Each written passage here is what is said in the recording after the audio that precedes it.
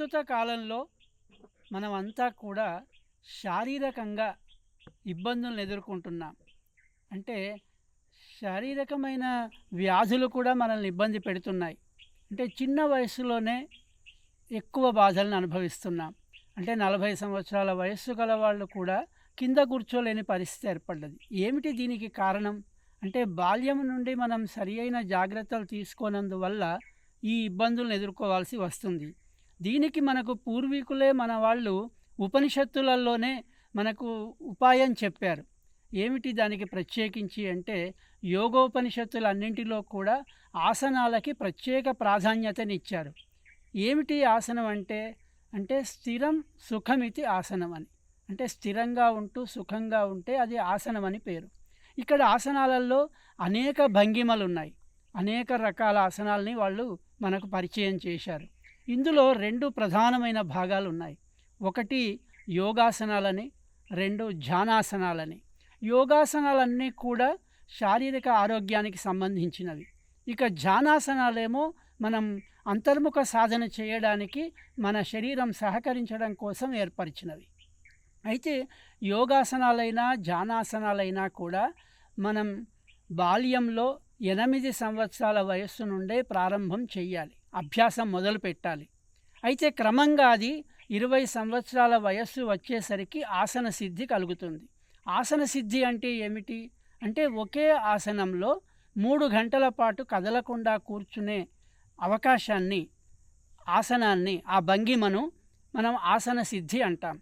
ప్రస్తుత కాలంలో మనం 30 సంవత్సరాలు దాటిన వారు, 40 సంవత్సరాలు దాటిన వారు ఇప్పుడు ఆసనాల్ని అభ్యాసం మొదలు పెట్టడం అంత మంచిది కాదు. అంటే ఆసన సిద్ధి కలగడం కష్టమే, అందులో ప్రమాదం కూడా జరగవచ్చు. ఎందుకంటే శరీరం అంతా కూడా రోజు రోజుకి బలం అవుతుంది. అలాగే ఎముకలు, నరాలు, కండరాలన్నీ కూడా సహకరించాలి. లేత వయస్సులో ఈ ఆసనాలను ప్రారంభం చేస్తే అది వయస్సు మళ్ళినా కూడా ఆ ఆసన సిద్ధి లభించినందువల్ల ఎలాంటి ఇబ్బందులు ఉండవు. అందువల్ల ఈ యోగాసనాలకి ప్రత్యేకంగా ఉన్నాయి, అనేకమున్నాయి. బాల్యం నుండి ఆసనాలు ప్రారంభించే వారికి ఇబ్బంది లేదు.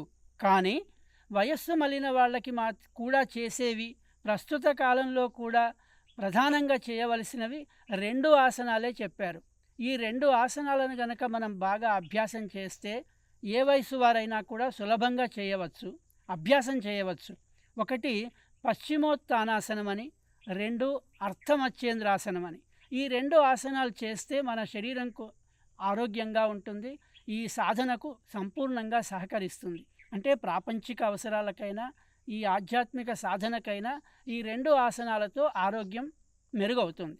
ఇక ధ్యానాసనాలలో ప్రధానమైంది పద్మాసనం అని చెప్పారు. పద్మాసనం అంటే కుడి కాలు ఎడమ తొడ మీద, ఎడమ కాలు కుడి తొడ మీద వేసుకొని కూర్చునేదాన్ని, మెలికగా వేసుకునేదాన్ని పద్మాసనం అంటారు. దాని తరువాత సిద్ధాసనం అని కూడా ఉంది. అంటే కుడి కాలు ఎడమ తొడ మీద, ఎడమ కాలు కుడి తొడ కింద గుదానికి ఆనిచ్చి కూర్చునేది సిద్ధాసనం అంటారు. ఈ సిద్ధాసనమైన, పద్మాసనమైన, లేదా ఇవి 2 సాధ్యం కానప్పుడు మామూలుగా మన వ్యవహారంలో చకిలం ముకులం పెట్టుకొని కూర్చోవడం అంటారు. ఈ చకిలం ముకులం పెట్టుకొని కూర్చునే దాన్ని సుఖాసనం అని పేరు. ఈ సుఖాసనమైనా కూడా కూర్చోగలిగితే ఎంతసేపు మనం కూర్చోగలుగుతాం అంటే తక్కువలో తక్కువ 20 నిమిషాల నుండి 1 గంట కాలం పాటు కూర్చోగలిగితే ఆసన సిద్ధి లభిస్తుంది. అంటే ఆ ఆసనంలో మనం ఏమాత్రం శరీరం కదలకుండా ఉండాలి. అంటే ఆసనం ఎంతవరకు అంటే శరీరానికి ఏమాత్రం ఇబ్బంది కలగకూడదు. అంటే ఎక్కడ కూడా ఆయాసం కలగకుండా, నొప్పి రాకుండా చూసుకోవాలి. ఎప్పుడైతే ఆసనంలో ఉన్నప్పుడు మనకు ఏమాత్రం ఆయాసం కలిగినా, నొప్పి కలిగినా అప్పుడు మనం వెంటనే ఆసనమును మార్చాలి. అంటే ఆసనం నుండి వైదొలగాలి. అప్పుడే మనకి సాధన జరుగుతుంది. అయితే ఈ శరీరము సాధనకు అత్యంత ప్రధానమైంది. ఏ సాధన చేయాలన్నా కూడా శరీరం సహకరించాలి. ఆసన సిద్ధి కలిగేంత వరకు శరీరం సహకరిస్తూనే ఉండాలి. ఆసన సిద్ధి కలిగిన తర్వాత అంతర్ముఖ సాధనకు కూడా శరీరం సహకరిస్తూ ఉండాలి. ఈ శరీరం సహకరించడం కోసమే ఈ ఆసన సిద్ధి, ఆసన అభ్యాసం మొదలుపెట్టారు. మన ధారణా యోగంలో మాత్రం ఈ ఆసన సిద్ధి తప్పనిసరిగా లేదు.